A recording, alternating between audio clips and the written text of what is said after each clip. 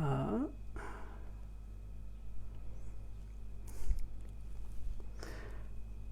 Hello everyone, good evening, welcome to this live on Bridges of Light International. We're going to be together for 1 hour, and as always, thank you very much, that you are here, or you're going to be here any moment with me for this hour, and thank you that you will be, or thank you that naturally for you is now.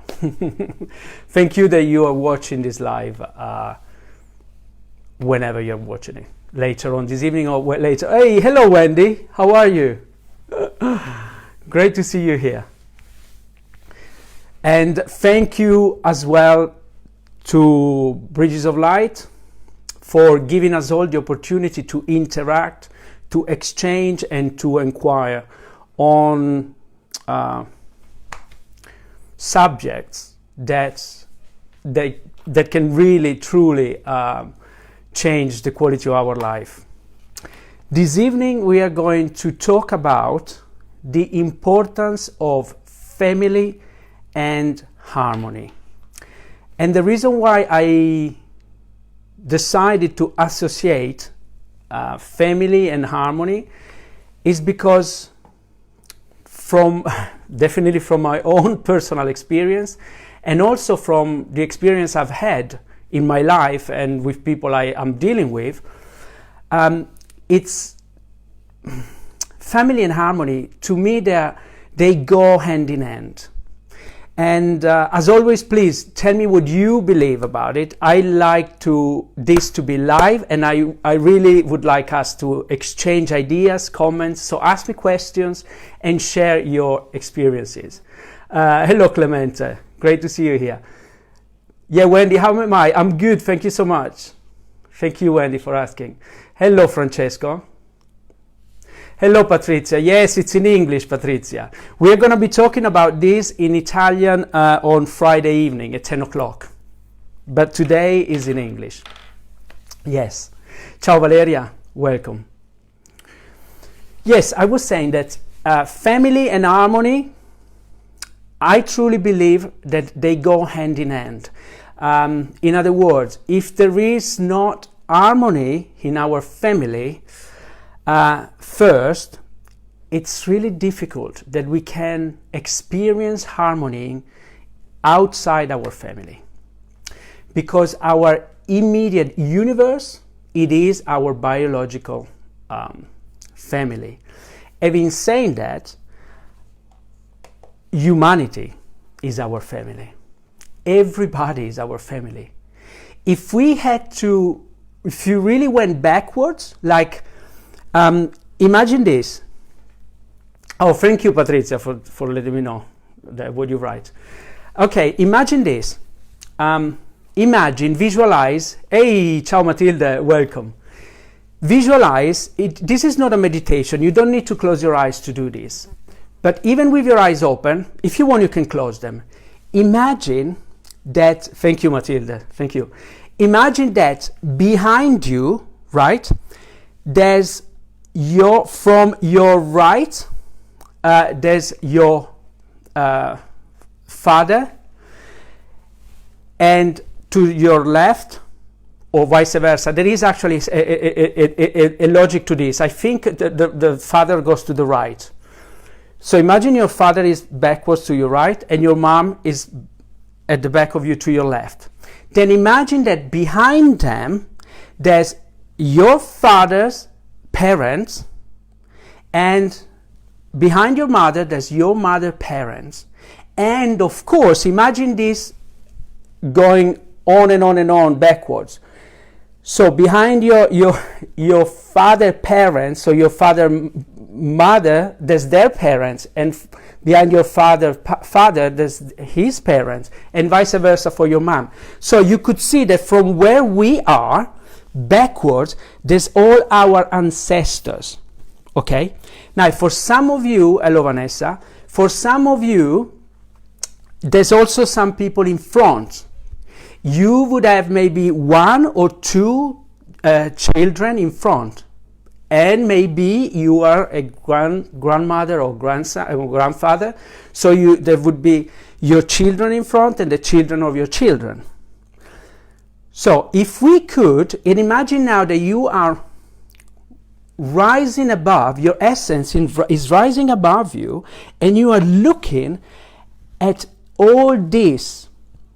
So you're visualizing from above yourself and all that is behind you. Your parents, your parents' parents, your parents' parents, your parents' parents, your parents' parents, your parents' parents, your parents' parents.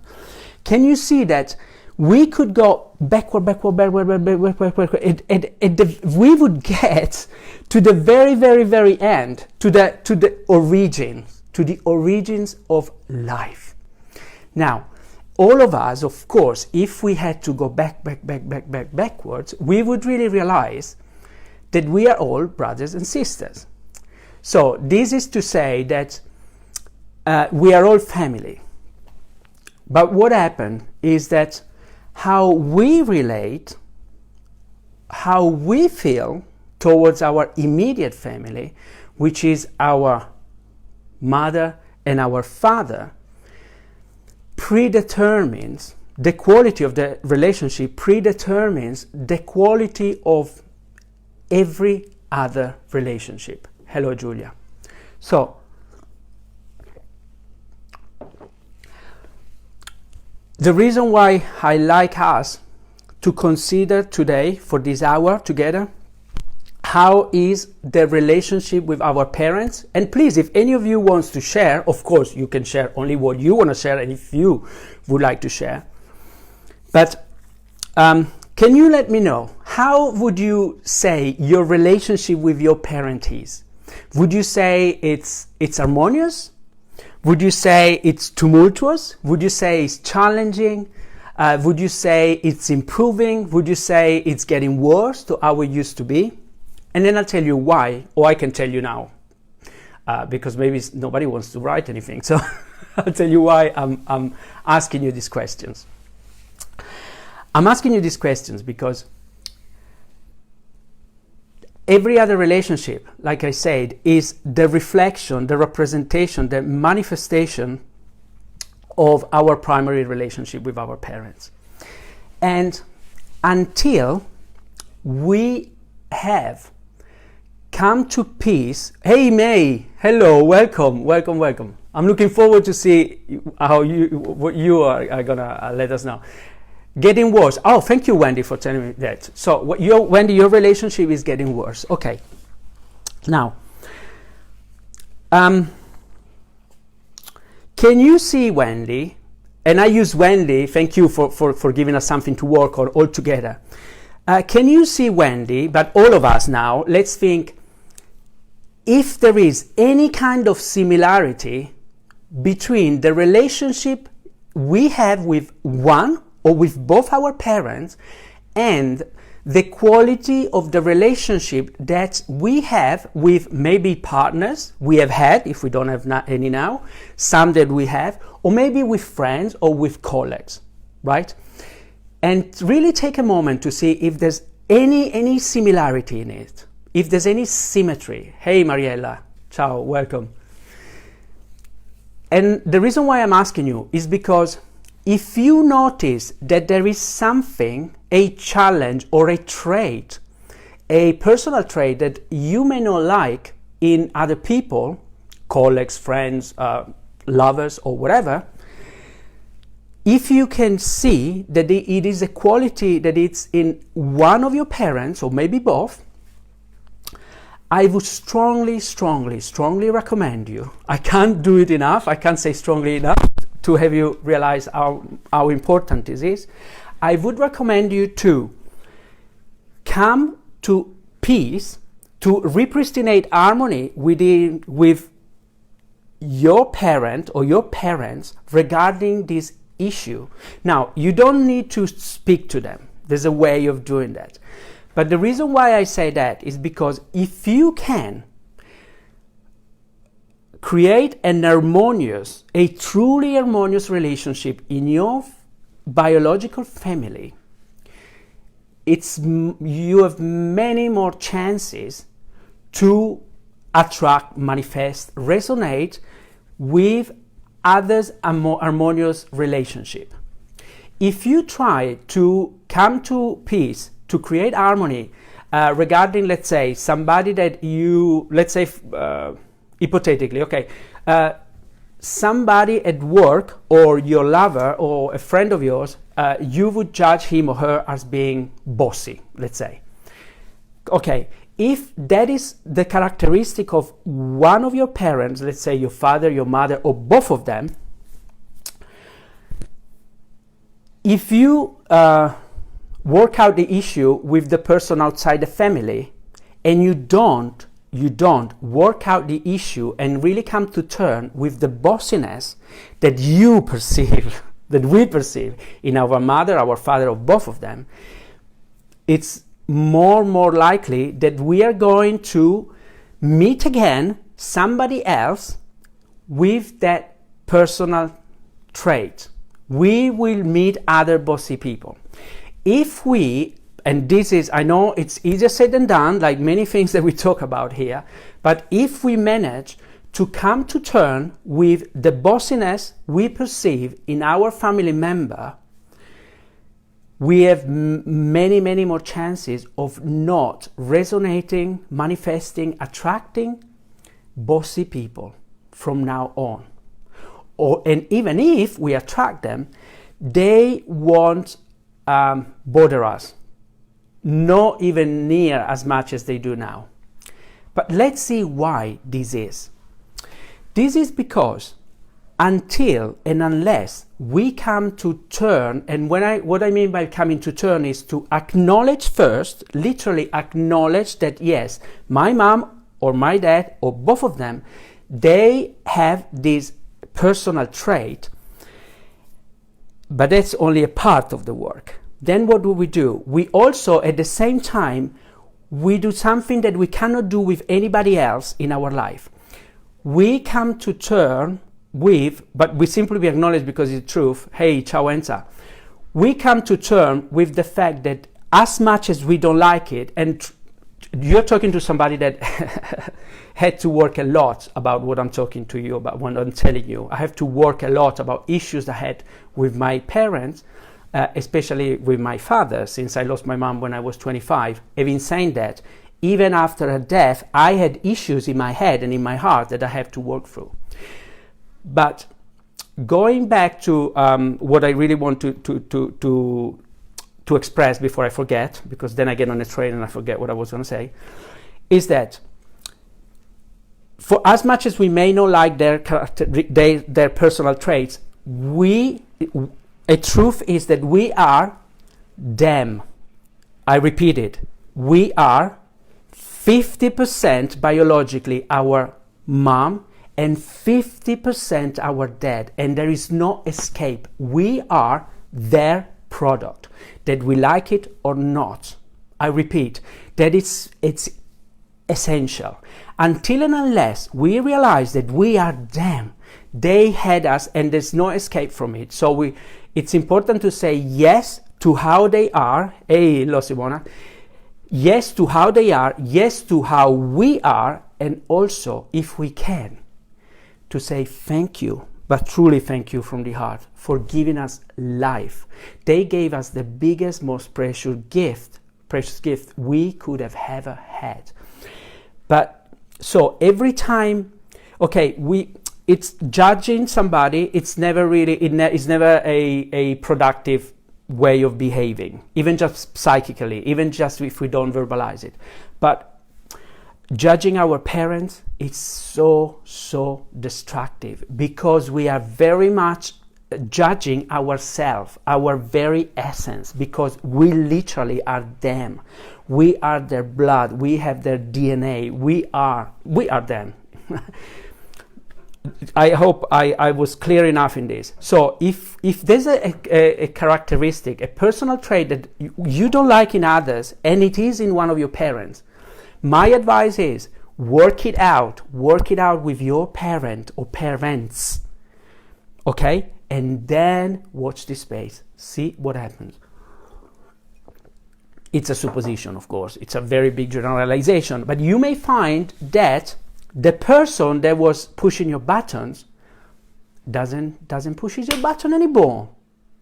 But also what happened is, and believe me, it can be done, the relationship with your mother or your father or you both transforms itself, and it's incredible. And you can feel the love that has always been there, because we have so much love for our parents and they have so much love for us, which is beyond words.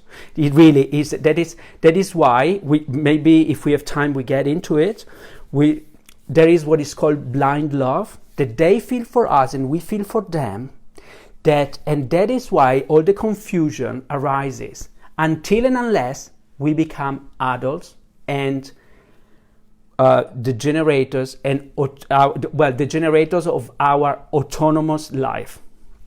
But before I keep talking, I saw that people have written something, and I love reading and connecting with what is alive here. May says, yes, I avoided my father when I went to Thailand, but my boss was the exact same personality. Yes, that is exactly what I meant. But my boss was the exact personality, so running away doesn't work. Yes, that is exactly what the message I'm trying to convey. If we want to go to the root of a problem, we don't need to go far away. We have got everything in our family, our biological family. It's truly our biggest gym, let's say, our emotional, psychological, and spiritual gym. If we can be, in fact, there's a saying, I think, that, I don't know what the exact wording is, but it's like, to be a guru, to be a yogi, to be in a state of enlightenment at home is the hardest thing ever, really, because family can pushes our button in an instant. We haven't really looked at them yet, and they know, they're right in it. With other people, it's easier. We can just close an eye, or it's different. But with family, it's so challenging, but that's where the biggest gift is. The biggest the challenge, more rewarding will be the trophy. Helga says, I'm reading in Italian, Helga, because I've been told when it's an English live, speak English and not Italian. So Olga says, and I'll translate it, I'm learning English, and thank you so much. And she says, oh, now every English speaking is going to be laughing now. I'll make them laugh. Helga, thank you so much. This is the joke of the night. Helga says, I'm learning English, and your pronunciation is it's wonderful. Thank you so much. She says, I can understand a lot. Thank you, Helga. I'm glad about that. But believe me, my accent is not wonderful. I don't think so. But I don't truly. You're talking to somebody, and anybody that knows me, to me, is the substance. The form, well, it is important, but I'm not one for form that much. Don't look at the wrapping paper too much. Look at what's inside. Ciao Simona. Mariella says, of course, we have genetic characteristics, yes. For 50% our mother, yes. And for the other 50% our father. Yes, exactly. We are literally their product. We are them. We are them. So yes, it's a genetic mixture. Exactly. And I'm father's clone, for example. Mariella, your father's clone. Yes, and there's no escape from it. That's the thing. This truth, this systemic truth, they're undeniable. We can deny them, but they will always be there, and there will always be something or somebody that will throw them back right on our face. Now, why? Let's talk about briefly, also because we would have to, if I don't have any example here to work upon, but generalizing, of course, normally there's no harmony in the family, because in a family, from a systemic perspective, and what is it, by the way, when I say systemic, I mean a family, because what is a family? A family is a system. Because a system is something, basically, simply is a thing that is composed by different elements, okay? In a family, there's dad, mom, the children, and whatever. So a family is composed by different elements that they interact between themselves, and because they interact between themselves, they alter each other, and they alter the whole system. Something else that is important to know is that every system has got some kind of unspoken, unconscious rules that, unless they are adhered to, respected, the system gets out of balance. To give you a visual of what I'm talking about, imagine, above kids, sometimes we have those almost like toys, like games, where imagine there's, looking for something, but I don't have anything here to give you the idea what I'm talking about. Okay, this is just a pen, but imagine there's different pens, right? And they are all supported in the middle, and they all are balanced like this. Have you ever seen them? Then there's like sometimes strings and there's different puppets, okay? And it's like this. If you pull one of the strings, one of the puppets or whatever, the whole thing gets out of balance, right? And it will try to rebalance itself, okay? That's the idea of a family system. That is why sometimes when a family system is so dysfunctional, sometimes there's one of the components of the system, and often it is the most sensitive one, which is called the designated member, that is carrying all the burden of the system, and it could even be maybe have a psychotic illness, or maybe have a physical illness, or whatever personal imbalance might have.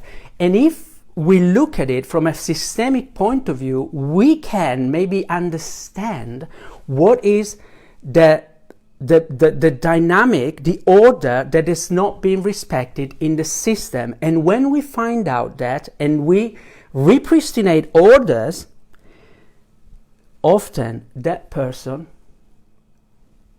heals himself, but also that's when you see the systemic correlation with other family members. All family members, they change in between each other. They change the way they relate to each other, and sometimes what they do, maybe they're living together and they separate. But harmony is repristinate. Harmony starts getting in place into that system, but something has to shift. Hello, Baba. So I briefly want to mention the four main rules that every family has. Therefore, they're called the orders of love, and they are these: the order of time, the order of place, the order of belonging, and the order of exchange. I repeat: the order of time, place, belonging, and exchange.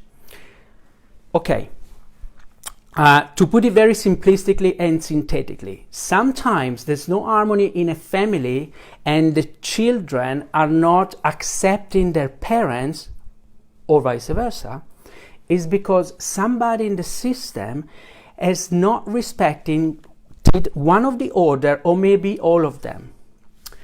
The order of time simply implies that father in a family system is supposed to do what a father is supposed to do, and then there's like the mother, which is alongside to him, but she has her own responsibility and duties. And then in order of time, they come the first offsprings, which he has or she has more responsibility, thank you Mariella, more responsibility than the second one, and so on and so forth, okay? This is time, but also is place. The orders of place and time, they can be very, very mixed up. It's not so easy to recognize them, but to be honest, it doesn't matter. From a therapeutical or a friendly or whatever, giving a hand to understand something of this kind to somebody or in ourselves, it doesn't really matter if you think, oh, this is time or this is place. No. But this time is basically who arrived first or after in the family system. And also this implies to, for example, the father of the mother of a family, if they had another relationship or another marriage before, unless they recognize that the bond that they had with the previous relationship was of a certain kind and was stronger. This is another systemic reality. Every relationship that we have intimately, the first time the bond is always stronger. It doesn't mean, but this is important, a stronger bond doesn't mean that there's more love, okay? But what it means that the bond is stronger. After, let's say somebody had 5 or 6 really intimate and even long-term relationship with somebody else, after time, they may even love more, okay? Love might be even more present. But the bond, it's of a different kind, okay? So to acknowledge that in time, this is what is happening, it's important. Like it's important, as I say, who comes first and who comes second. Because if, let's say, the youngest offspring, the youngest child, behaves in a way that is out of order, meaning he or she is behaving as if he or she is more responsible than the one maybe that was born 6, 7, 8 years before, it's overstepping an order. And this is all unconscious, by the way, yeah? But it's really felt in people's soul and in their mind and in their emotions. There is something not quite right, and there will be friction in between the family. Place, it's almost the same as time. Each one of the family members has got his own place, and that means has got his own responsibility. Here as well, something that very often happens, and I invite you to notice if this has ever happened in your life. This is quite common, by the way. When a child, out of what I mentioned before, blind love, meaning children, the soul of a child comes into this world so grateful to his parents that would do anything, I mean literally anything, to compensate what has been given. And sometimes he or she won't make itself, this is out of love, but it's an egoic move, meaning it's an image that they have, which is they make themselves bigger, literally bigger than their parents. Because maybe when they were young, they were comforting their parents. Maybe their parents, they were not feeling good, or they were not feeling responsible enough to provide for the children, and especially emotional love. Because kids, children, there's a need they have. They need to be loved. That is their job. They need to receive love, children. And parents, adults, their job is to, in a family system, is to give love, right? But sometimes, and this again, it's not out of negativity, it's just the way it is, also because people have been maybe raised in that way. Children, they are requested to give love to the parents. Have you ever seen parents, and this is quite common actually, when mom or dad says to the kids, oh, come here, hug mom, hug dad, stay with me, in a maybe more subtle or maybe open way, they request love to the children. And maybe sometimes you consider the kids, is him or her, they need it. They don't have much to give. But of course their soul they have because they're eager. But it's not their job. They're overstepping an order. But what happens is that when they grow up, let's say they become adults, these inner dynamics, which in a systemic point of view is the soul dynamic, is dysfunctional in a way that they then feel that they have to provide for others, like they provided for their parents, and they may take on themselves more responsibility that they can handle. And of course, over time, it brings resentment, it brings tiredness, fatigue, and maybe people don't know where they have taken this trait, and very, very often it's because in the family, to compensate for the love that they weren't getting from their parents, and they felt that their parents needed, they were giving something that they didn't have, and they activated this dynamic, which it could be counterproductive. I don't know if I don't read any comments because nobody's writing them, or because they don't appear, because sometimes a few weeks ago it happened that people were writing comments and I couldn't see them. No, they're here. Oh, fantastic, thank you. Mariella say it's important an equal balance of opportunities and responsibilities in a good family. There isn't a master, mother, and father. Yeah, there isn't a master, thank you. Mother and father decide together with respect and complicity for the growth of the group, for the children, first of all. Yes, exactly, Mariella.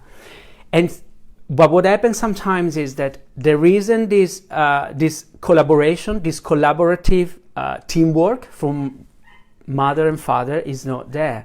So one of them is out of place, out of time, is doing more than he or she can do. The other one is doing much.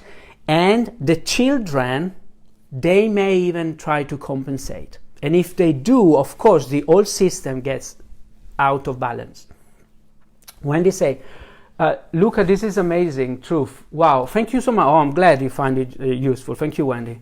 I appreciate it. Thank you for letting me know. Yes.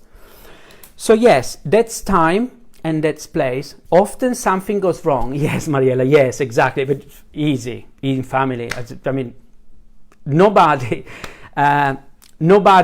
is born with a manual, and definitely nobody is born with a parenting manual. It's probably the hardest job to be a parent. So of course, but one thing that is, it is a truth, is that every parent does the best she or he can. When they don't do something they should have done, is because they don't have the knowledge, they don't have the means, but they would if they could. But every parent does the best they can. When they say, I've never ever been shown this before, thank you. Yes, these systemic realities, they are not so outspoken of, actually, unless you truly want to find them out. What I invite everybody is to read books written by Bert Hellinger. I repeat, Bert Hellinger. He was probably the founder of Family Constellation. He started with the work of Virginia Satir. She's an American English. Anyway, Virginia Satir, she started with family therapy, and then he brought in family constellations. Bert Hellinger, he was a missionary, and then he studied psychology, he studied psychoanalysis, and so on and so forth.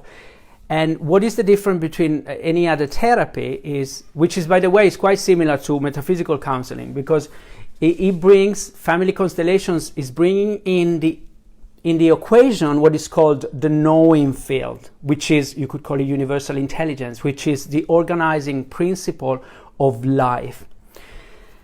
And anyway, and he was able to pinpoint everything that I'm telling you about in a very clear, concise ways.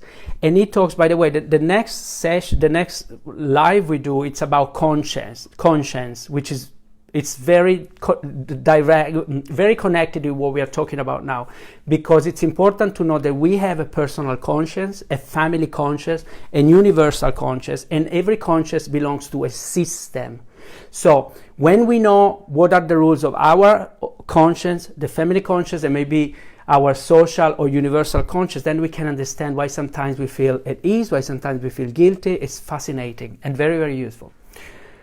Mariela says, so the balance of a family breaks down. Exactly. And when the balance of a family breaks down, it's important to ask ourselves, how can we repristinate orders?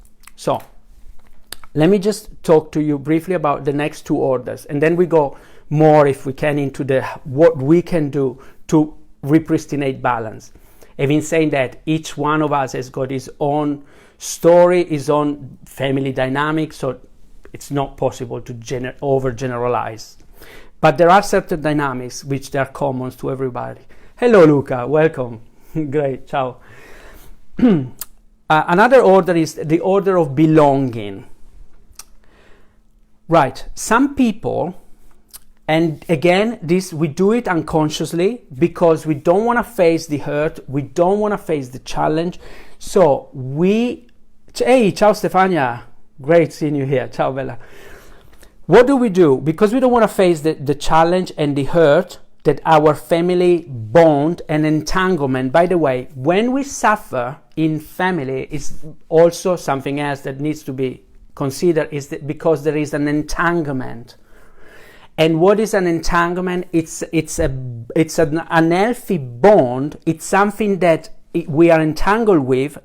Okay, it could be our mom, could be our dad, or it could even be an ancestor that we are not even aware of, and we are entangled with his or her faith. In other words, let's say, I'll give an example, big generalization, but let's say somebody that has an issue with money with his or her profession, and has done everything is possible, and it's not succeeding. Sometimes working systemically, you know what surface? That maybe there was an aunt or an uncle or a grand aunt or uncle or whatever that had an issue with their profession, or something happened in their life, and what do? Again, out of they're entangled with them, and their subconsciously their soul is out of loyalty reliving their faith. I know it's mind-blowing. I know you think, what the heck? That's how I felt before I came into these systemic realities. But yes, and it's amazing. Like when you understand certain things and the penny drops, but this is all at an unconscious level, the issues goes. It's not always like this, but most of the time. But why? Because we are a system. We individualized, localized expression of a system. So to know what's going on in our system and in generation before our families, it's very important. It brings light to certain behavior or characteristic that we have no idea where we got them from. Like we were saying before, we are 50% our mom, 50% our father. And you know the saying, and the truth will set you free? Yes, to know why we behave in a certain way and where this trait is coming from, sometimes, and at an unconscious level, it's enough to for us to untangle ourselves. But going back to the orders, the order of belonging is in regard of, as the word say, belonging. So not to suffer, not to face the challenge. Some of us unconsciously, or some people even consciously, they say to themselves, I don't belong to my family. Wow. Watch this space. That you can do. If we don't recognize that we belong to our family, we are really creating the ground for hardship in life. It doesn't mean that we can be successful. It doesn't mean that we can be happy and healthy, although it's much more challenging. because the system, this is a very strong order, this one, the system needs everybody to be included. And this order is so strong that in a family, a perpetrator, meaning if somebody that doesn't belong in the family, if he or she commits a suicide, an homicide, sorry, if he kills or if he harms really badly, or if it rapes somebody in that family, I'm serious, that person becomes entangled in the family and becomes part of the system. And if that family system wants to get free themselves from this entanglement, they have to recognize that the perpetrator belongs in the family. And I know it's very counter logic. You would think, I don't want to have anything to do with him. But again, we know from a metaphysical standpoint that others are an expression, a representation of ourselves.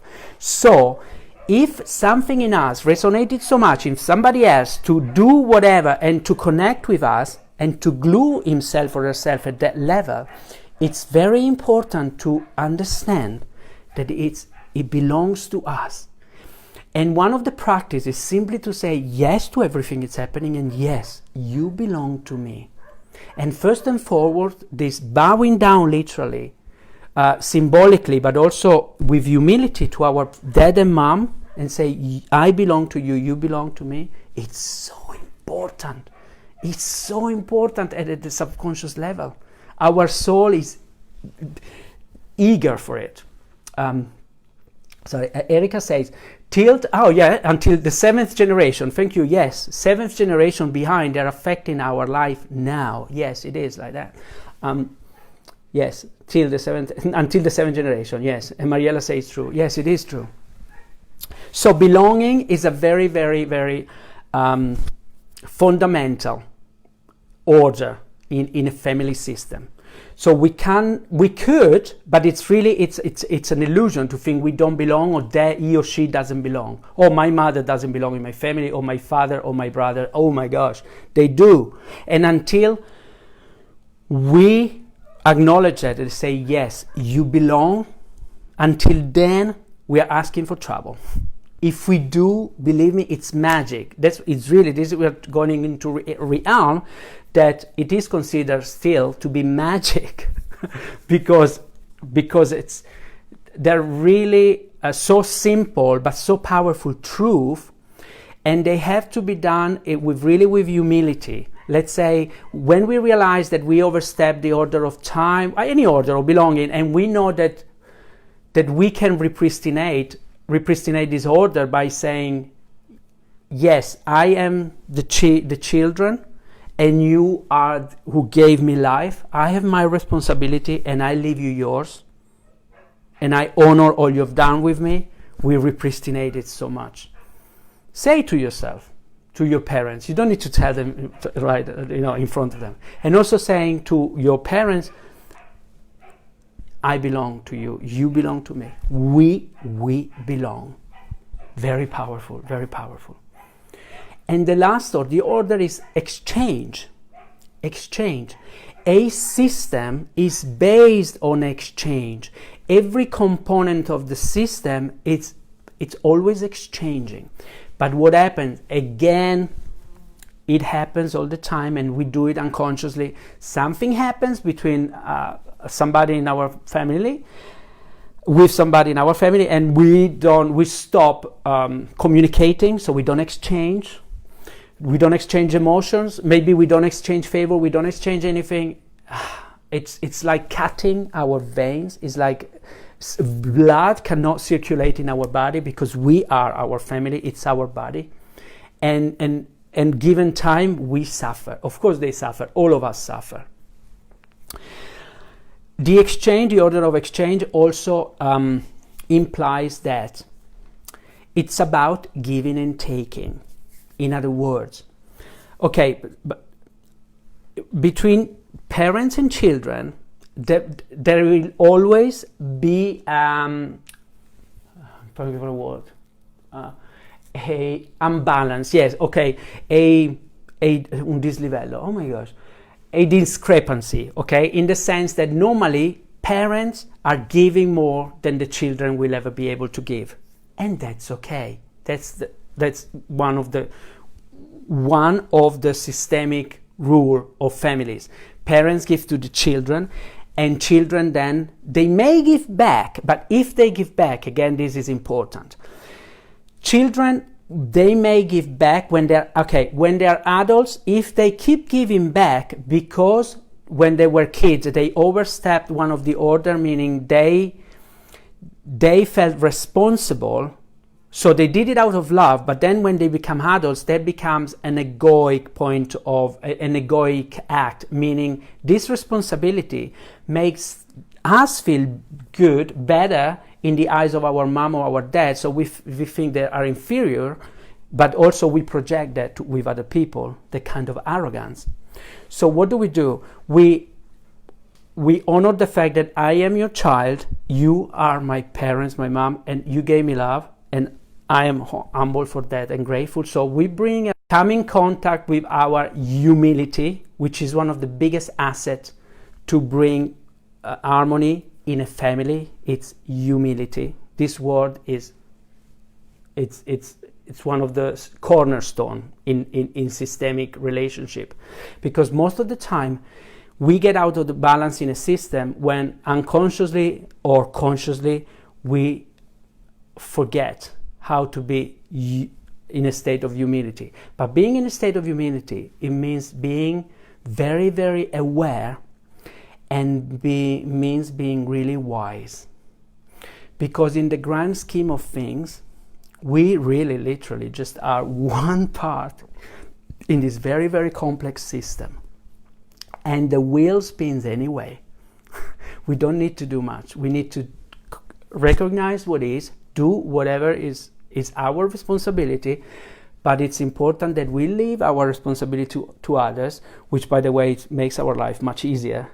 But that means that I am not feeling I am more than who I truly am. Do I make sense?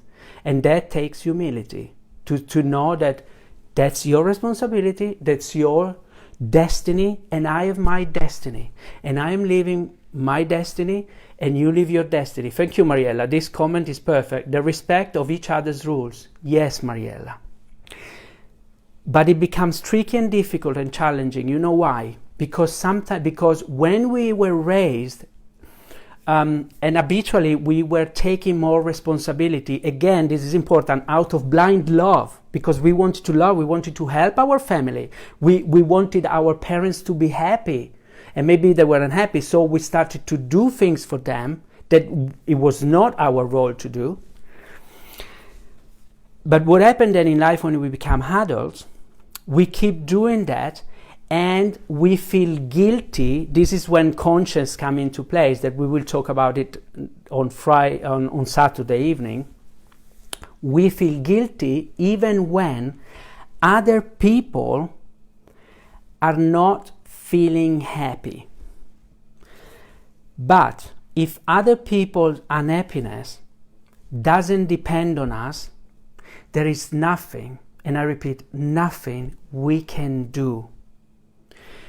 So it's important that we feel happy, and we don't feel guilty for feeling happy because they're not happy and we can't do anything for them. Hello, Annalisa, welcome. Because you know what? To become an adult, we have to be willing to become guilty. I repeat, to become adult, meaning to become the adult of ourselves, to give us one, yes, hello Wendy, we all do it. Stop doing it if you can. Try it out. Yes, we all do it, and it's all out of blind love, Wendy, and it's beautiful, but it's important to understand that to become an adult, meaning to become emotionally autonomous, but also very powerful in being able to help others when we can and knowing when we can't, we have to be willing to be guilty. I'll tell you what I mean. Every time we interact with somebody else, we become a system with him or her or them, okay?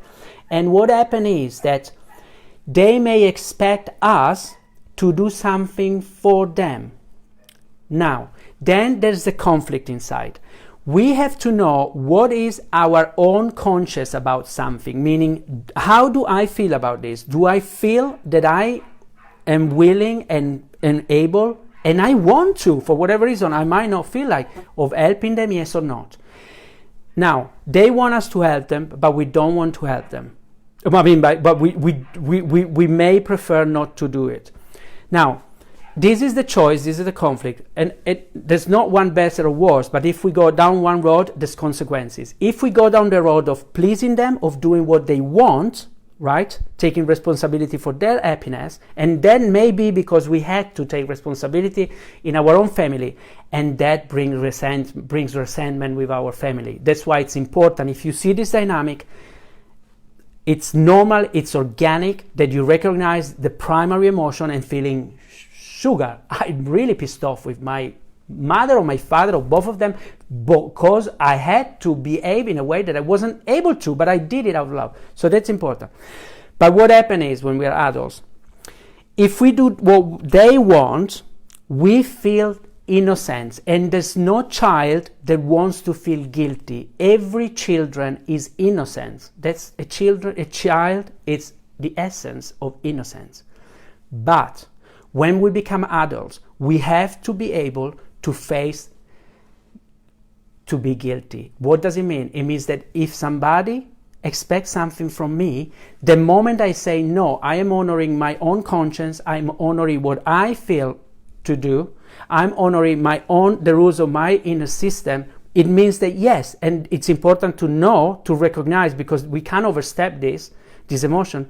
Yes, say yes, I am guilty to your eyes, and I'm okay with it, and I respect myself, and I love myself, but I'm able, that takes courage, and that's what an adult can do, being able to be guilty in the eyes of others and still standing still and firm.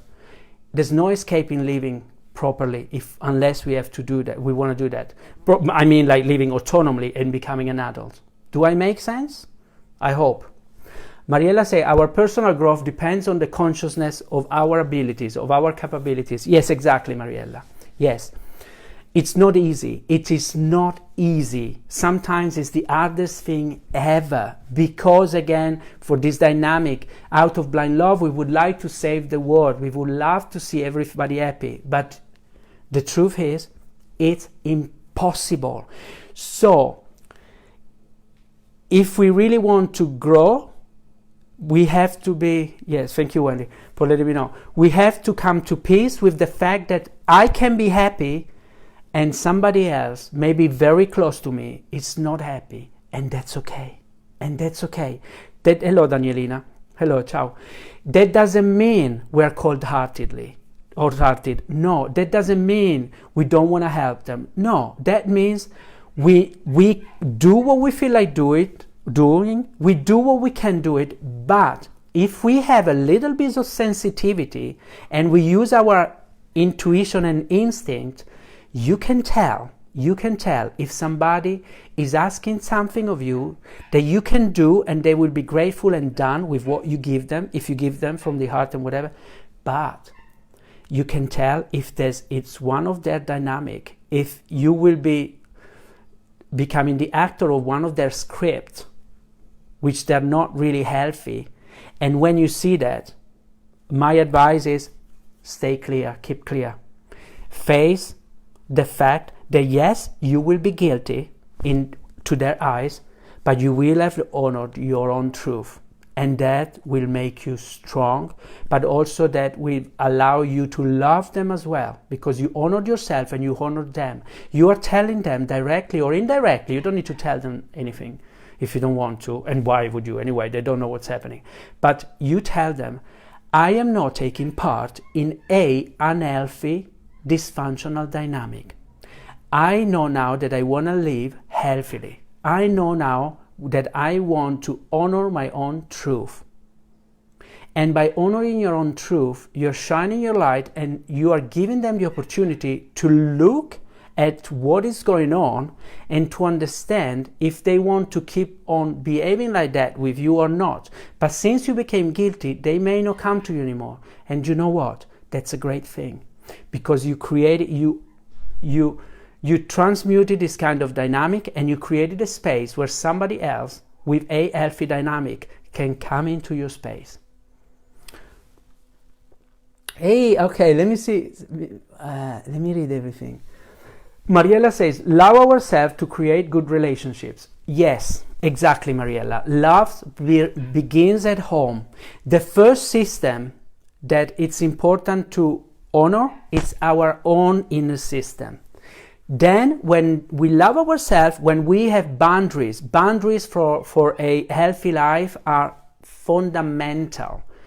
Boundaries doesn't mean we keep people, we left people out. No, boundaries means, again, it's time and place and distance and exchange. Love needs boundaries. Love, true love and long-lasting love is when I know what I can give you and how much and when. Or it doesn't have to be structured, but I know that there's time that I need to give myself, fill up my cup, and then we can share, okay? But unless there is balance in myself, and unless you are going to accept and honor and respect my balance, unless you're going to do that, there's an equilibrium in our system, the relationship cannot last.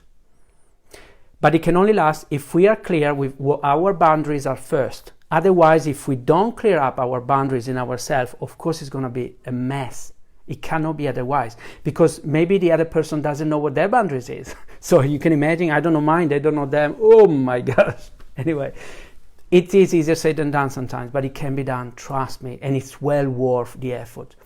Danielina says, hello Luca, I'll watch the interest video after dinner. Wonderful, yes, I hope you like it. Wow, 3 minutes. Evelyn, hey, how are you? Okay, May says, it's the balance of people pleaser and absolute, thank you. Yes, it's the balance of people pleaser and selfish, but it's a choice coming from a place of truth. Wonderfully says. Yes, thank you, May. Yes, exactly. In ourselves, there are what are called subpersonalities, means personal characteristics, which they are two polarities, two ends of the spectrum of the same energy. And one normally is the selfish and the other one is the pleaser. So if we were used to please others, we become people pleaser. And so in the selfish part of us, it's hidden. And normally if our primary self is the pleaser, what do we normally do? We project the selfish out because we don't know it. And we can't stand selfish people. We think, oh, like that, him or she is so selfish. But it's because they are showing us the part of us that we disowned. So it's about bringing balance to the two and bringing it back to the family. If you notice, one of these traits is something that you acquired in your family. So clean up your dirty clothes in your family before trying to clean it up outside. Evelyn said, I will watch replay a political. No, that's okay, Evelyn, absolutely. Thank you. If you came before, I'd say pop in. Hello, Honag. Hello, welcome. Okay, now we have 1 minute. Can I just ask any of you, please, out of interest, just type very fast. If there's one thing, even just one word that you're going to take with you tonight, one word, anything.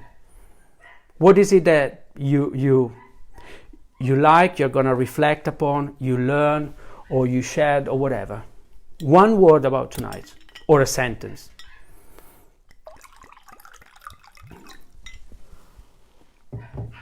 And while you write, if you write, you don't have to. We are going to see each other on Saturday at 6 o'clock. We're going to talk about conscience. I can't remember the title. What is conscience? And we're going to talk about personal conscience, family conscience, universal conscience, and all the other cultural conscience, how they were formed and why they create problems, and how can we deal with all this conscience going on? Because we always swing between being guilty and innocent, guilty of innocent, according to the conscience of our family, our relationships. Each of our relationships we have a different conscience. So that's why to have an autonomous conscience is very, very important. I can't read them all, but thank you so much. I will read them, and if there's a question, I'll answer. Love. Oh, thank you. Evelyn says love. Thank you. Wendy, before you can go, Luca, enough points, but you are other possible, also seeing all the light shining out of your left side of the... Before you go, Luca, enough points, but are other people also seeing all the light shining out of your left side of the lighting going on? I don't know. I don't see it. I don't know. Clearance. Mariella says clearance. Wow, thank you, Wendy. Thank you so much. Evelyn, I can't believe those files are still alive. Flies. Well, this is the house of flies. I mean, this is I breed them. May says self-love. Wonderful. Thank you. Interesting life. Thank you, Mariella. I see it. You see the light. I don't know. I don't know. Oh, guys. Oh, I'm out of time.